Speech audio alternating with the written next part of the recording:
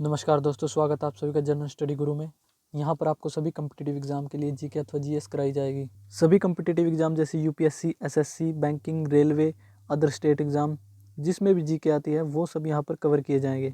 जैसा कि वीडियो के टाइटल में लिखा हुआ है, तो उसी प्रकार से हम इस वीडियो में क्वेश्चंस को कवर करेंगे। चलिए दोस्तों, देखते हैं अपना पहला क्वेश्चन नंबर 1। दीन ए इलाही धर्म स्वीकार करने वाला प्रथम एवं अंतिम हिंदू शासक कौन था? ए राजा टोडरमल, बी राजा मानसिंह, सी राजा बीरबल, डी बाज बहादुर। तो इस क्वेश्चन का सही आंसर है ऑप्शन सी, राजा बीरबल। याद रखना आपको। दीन ए इलाही धर्म का प्रधान पुरोहित अकबर था। दीन ए इलाही धर्म स्वीकार करने वाला प्रथम एवं अंतिम हिंदू शासक राजा बीरबल था। महेश दास नामक ब्राह्मण को राजा बीरबल की पदवी दी गई थी, जो हमेशा अकबर के साथ रहता था। कौन था प्रथम एवं अंतिम हिंदू शासक जिसने दीन ए इलाही धर्म स्वीकार किया? तो आंसर होगा राजा बीरबल। राजा बीरबल का वास्तविक नाम क्या था? महेश दास। ये भी आपको याद रखना है। बढ़ते हैं अपने अगले क्वेश्चन की तरफ। Question number 2। राजस्व प्राप्ति की जब्ती प्रणाली किस शासक के शासनकाल में प्रचलित थी? ए फिरोज शाह तुगलक, बी अकबर, सी बलबन, डी औरंगजेब। तो इस क्वेश्चन का सही आंसर है ऑप्शन बी, अकबर। राजस्व प्राप्ति की जब्ती प्रणाली अकबर के शासनकाल में प्रचलित थी। ये आपको याद रखना है। बढ़ते अपने अगले क्वेश्चन की तरफ। Question number 3। अकबर के दरबार का प्रसिद्ध चित्रकार कौन था? ए अब्दुल समद, बी तानसेन, सी फैजी, डी बैजू बावरा। तो इस क्वेश्चन का सही आंसर है ऑप्शन ए, अब्दुल समद। याद रखना आपको। अकबर के दरबार का प्रसिद्ध चित्रकार अब्दुल समद था और अकबर के दरबार का प्रसिद्ध संगीतकार तानसेन था। प्रसिद्ध चित्रकार अब्दुल समद था और वसावन और दसवंत भी अकबर के दरबार के चित्रकार थे। ये भी आपको याद रखना है। क्लियर है दोस्तों। बढ़ते अपने अगले क्वेश्चन की तरफ। Question number 4। अकबर का मकबरा कहाँ है? ए सासाराम, बी सिकंदरा, सी दिल्ली, डी लाहौर। तो इस क्वेश्चन का सही आंसर है ऑप्शन बी, सिकंदरा। याद रखना आपको। अकबर की मृत्यु 16 अक्टूबर 1605 ईस्वी को हुई। इसे आगरा के निकट सिकंदरा में दफनाया गया। अकबर की मृत्यु कब हुई? तो 1605 ईस्वी में, 16 अक्टूबर 1605 ईस्वी में, और इसे आगरा के निकट सिकंदरा में दफनाया गया। तो क्वेश्चन में हमसे पूछा गया अकबर का मकबरा कहाँ है, तो आंसर होगा सिकंदरा।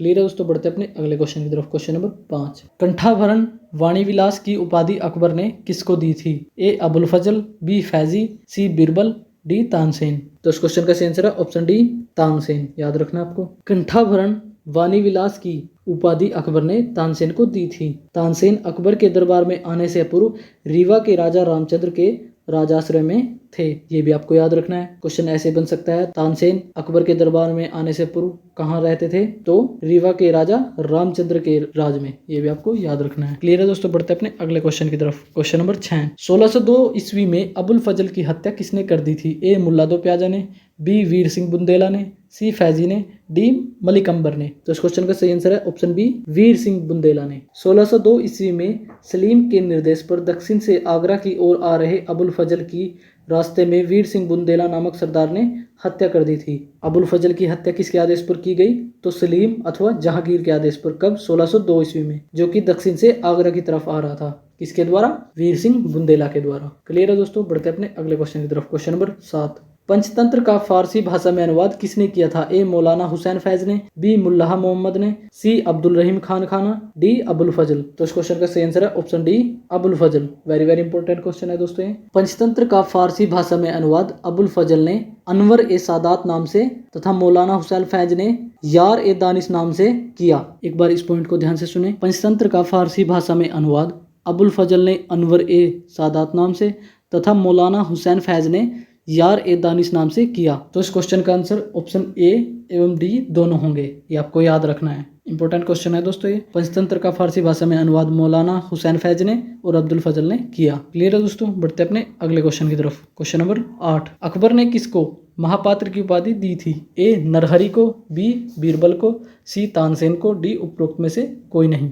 तो इस क्वेश्चन का आंसर होगा ऑप्शन ए, नरहरि को। अकबर ने बीरबल को कवि प्रिय एवं नरहरि को महापात्र की उपाधि प्रदान की। महापात्र की उपाधि किसे प्रदान की? नरहरि को। और बीरबल को क्या उपाधि प्रदान की? कवि प्रिय। क्लियर है दोस्तों। बढ़ते अपने अगले क्वेश्चन की तरफ। Question number 9। मुगलों की राजकीय भाषा क्या थी? ए तुर्की, बी फारसी, सी ईरानी, डी उर्दू। तो इस क्वेश्चन का सही आंसर है ऑप्शन बी, फारसी। ये आपको याद रखना है। मुगलों की राजकीय भाषा फारसी थी। क्लियर है दोस्तों। बढ़ते अपने अगले क्वेश्चन की तरफ। Question number 10। अकबर का उत्तराधिकारी कौन था? ए शाहजहां, बी औरंगजेब, सी सलीम, डी शेर शाह। तो इस क्वेश्चन का सही आंसर है ऑप्शन सी, सलीम अथवा जहांगीर। ये आपको याद रखना है दोस्तों। आपको मुगल वंश का क्रम अच्छे से याद होना चाहिए। सबसे पहले बाबर, फिर हुमायूं, फिर अकबर, फिर जहांगीर, फिर शाहजहां और फिर औरंगजेब। यहाँ से क्वेश्चन जरूर बनता है। दोस्तों ये सभी क्वेश्चन इंपॉर्टेंट हैं। प्रीवियस ईयर में जो क्वेश्चन आए हैं वो भी इस वीडियो में कवर किए गए हैं, और जहाँ से नए क्वेश्चन बन सकते हैं वो भी इस वीडियो में कवर किए गए हैं। आपने प्रत्येक क्वेश्चन को अच्छे से याद करना है।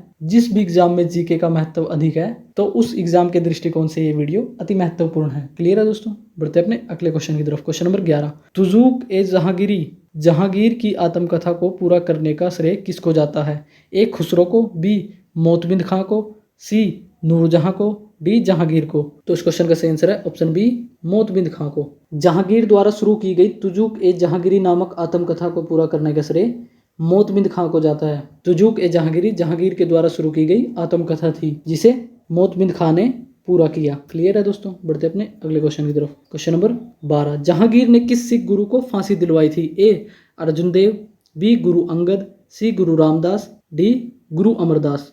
तो इस क्वेश्चन का सही आंसर है ऑप्शन ए अर्जुन देव। खुसरो को सहायता देने के कारण जहांगीर ने सिखों के 5वें गुरु अर्जुन देव को फांसी दिलवा दी। खुसरो गुरु से गोइंदवाल में मिला था। अर्जुन देव सिखों के 5वें गुरु थे। खुसरो गुरु से गोइंदवाल में मिला। ये भी आपको याद रखना है। क्लियर है दोस्तों? बढ़ते अपने अगले क्वेश्चन की तरफ। क्वेश्चन नंबर 13, जहांगीर ने किससे निकाह किया था? ए रजिया सुल्तान से, बी हमीदा बानो बेगम से, सी नुसरत शाह से, डी नूरजहां से। तो इस क्वेश्चन का सही आंसर है ऑप्शन डी नूरजहां से। एक बार इनके निकाह की कहानी पर ध्यान दें। ईरान निवासी मिर्जा गयास बेग की पुत्री नूरजहां का वास्तविक नाम मेहरुनिसा था। 1594 ईस्वी में नूरजहां का विवाह अली कुली बेग से संपन्न हुआ। जहांगीर ने एक शेर मानने के कारण अली कुली बेग को शेर अफगान की उपाधि प्रदान की। 1607 ईस्वी में शेर अफगान की मृत्यु के बाद मेहरुनिसा अकबर की विधवा सलीमा बेगम की सेवा में नियुक्त हुई। सर्वप्रथम जहांगीर ने नवरोज त्योहार के अवसर पर मेहरुनिसा को देखा और उसके सौंदर्य पर मुग्ध होकर जहांगीर ने मई 1611 ईस्वी में उससे विवाह कर लिया। विवाह के पश्चात जहांगीर ने उसे नूरमहल और नूरजहां की उपाधि प्रदान की। नूरजहां के सम्मान में जहांगीर ने चांदी के सिक्के जारी किए। दोस्तों आपको वीडियो के साथ साथ बुक में भी देखते चलना है, आपको क्वेश्चंस याद करने में आसानी होगी। तो कौन थी नूरजहां? नूरजहां का वास्तविक नाम मेहरुनिसा था और यह ईरान के निवासी मिर्जा गयास बेग की पुत्री थी। जहांगीर और नूरजहां का विवाह कब हुआ? तो 1611 ईस्वी में। क्लियर है दोस्तों? बढ़ते अपने अगले क्वेश्चन की तरफ। क्वेश्चन नंबर 14, जहांगीर को किसके लिए याद किया जाता था? ए लौह एवं रक्त नीति के लिए, बी सुशासन के लिए, सी न्याय की जंजीर के लिए, डी धर्म की नीति के लिए। तो इस क्वेश्चन का सही आंसर है ऑप्शन सी न्याय की जंजीर के लिए। जहांगीर को न्याय की जंजीर के लिए याद किया जाता है। यह जंजीर सोने की बनी थी जो आगरा के किले के शाहबुर्ज एवं यमुना तट पर स्थित पत्थर के खंभे में लगवाई हुई थी। न्याय की जंजीर किससे बनी हुई थी? सोने से। यह कहाँ थी? आगरा के किले के शाहबुर्ज एवं यमुना तट पर स्थित पत्थर के खंभे में लगवाई हुई थी। ये भी आपको याद रखना है। क्लियर है दोस्तों? बढ़ते अपने अगले क्वेश्चन की तरफ। क्वेश्चन नंबर 15, अकबर किस वाद्य यंत्र को बजाता था? ए नक्कारा, बी वीणा, सी ढोलक, डी संतूर। तो इस क्वेश्चन का सही आंसर है ऑप्शन ए नक्कारा। अकबर किस वाद्य यंत्र को बजाता था? तो याद रखना आपको नक्कारा को। क्लियर है दोस्तों? बढ़ते अपने अगले क्वेश्चन की तरफ। क्वेश्चन नंबर 16, दोस्तों ये कुछ अनइम्पोर्टेंट क्वेश्चन है जो प्रीवियस एग्जाम में आ चुके हैं और अगले आने वाले एग्जाम में जो क्वेश्चन बनेंगे वो यहीं से बनेंगे। क्वेश्चन नंबर 16, दहसाल बंदोबस्त व्यवस्था किसने लागू की? आंसर है राजा टोडरमल ने। राजा टोडरमल ने दहसाल बंदोबस्त व्यवस्था लागू की थी। क्वेश्चन नंबर 17, अकबर के शासन के प्रमुख गायक कौन कौन थे? आंसर है तानसेन, बाज बहादुर, बाबा रामदास एवं बैजू बाबरा। क्वेश्चन ऐसे बन सकता है, निम्न में से कौन अकबर के समकालीन है? तो आपको 3 ऑप्शन इनमें से दे देगा और एक अन्य ऑप्शन दे देगा, तो आपको ऑप्शन एलिमिनेट करके सही आंसर लगाना है। तानसेन, बाज बहादुर, बाबा रामदास एवं बाजू बाबरा अकबर के शासनकाल के प्रमुख गायक थे। क्लियर है दोस्तों? क्वेश्चन नंबर 18, अकबर की शासन प्रणाली की प्रमुख विशेषता क्या थी? आंसर है मनसबदारी प्रथा। Very very important question. Akbar की शासन प्रणाली की प्रमुख विशेषता मनसबदारी प्रथा थी। क्वेश्चन नंबर 19, अबुल फजल ने किस ग्रंथ की रचना की थी? आंसर है अकबरनामा। बार बार परीक्षाओं में क्वेश्चन पूछा जाता है, अकबरनामा किसके द्वारा लिखित है? तो अबुल फजल के द्वारा। क्वेश्चन नंबर 20, रामायण एवं महाभारत का फारसी में अनुवाद किसने किया था? आंसर है नकीब खां, अब्दुल कादिर बंदायूनी तथा शेख सुल्तान ने। रामायण एवं महाभारत का फारसी में अनुवाद नकीब खां, अब्दुल कादिर बंदायूनी तथा शेख सुल्तान ने किया। क्वेश्चन नंबर 21, हिंदी साहित्य का स्वर्णकाल किसके शासनकाल को कहा जाता था?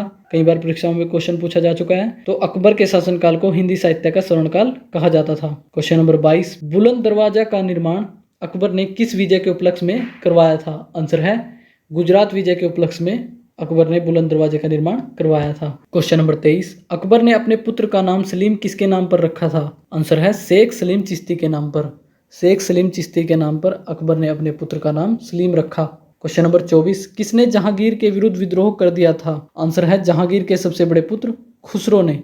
जहांगीर का जो सबसे बड़ा पुत्र था वो खुसरो था, उसी ने जहांगीर के विरुद्ध विद्रोह कर दिया था। क्वेश्चन नंबर 25, जहांगीर ने किसको शाहजहां की उपाधि प्रदान की थी? आंसर है खुर्रम को। जहांगीर ने शाहजहां की उपाधि दी थी खुर्रम को। क्वेश्चन नंबर 26, अकबर के दरबार को सुशोभित करने वाले 9 रत्न कौन कौन थे? आंसर है अबुल फजल, फैजी, तानसेन, बीरबल, टोडरमल, राजा मानसिंह, अब्दुल रहीम खान खाना, फकीर अजीउद्दीन और मुल्ला दो प्याजा। ये आपको याद रखना है। अकबर के दरबार में 9 रत्न थे। क्वेश्चन आपको इस प्रकार से पूछा जा सकता है, निम्न में से कौन अकबर के 9 रत्नों में शामिल नहीं था? 3 ऑप्शंस आपको यहाँ से दे देगा और एक अन्य ऑप्शन दे देगा, तो आपने ऑप्शन एलिमिनेट करके सही आंसर को लगा देना है। क्लियर है दोस्तों? अगर आप कहेंगे तो इसको याद करने की ट्रिक की वीडियो भी बना देंगे।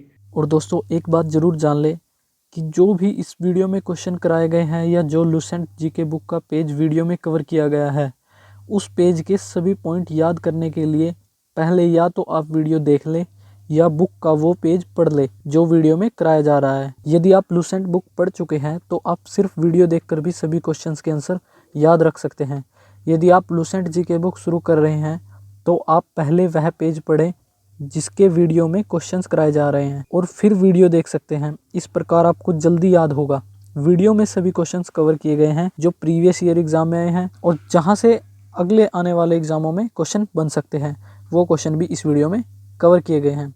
इस प्रकार अगर आप याद करेंगे तो आप अपने आप को अन्य स्टूडेंट्स जो भी कॉम्पिटिटिव एग्जाम की तैयारी कर रहे हैं जिनमें जीके आती है, जीके के मामले में आप अपने आप को उनसे अलग पाएंगे। क्लियर है दोस्तों? तो आज के लिए बस इतना ही। नमस्कार दोस्तों।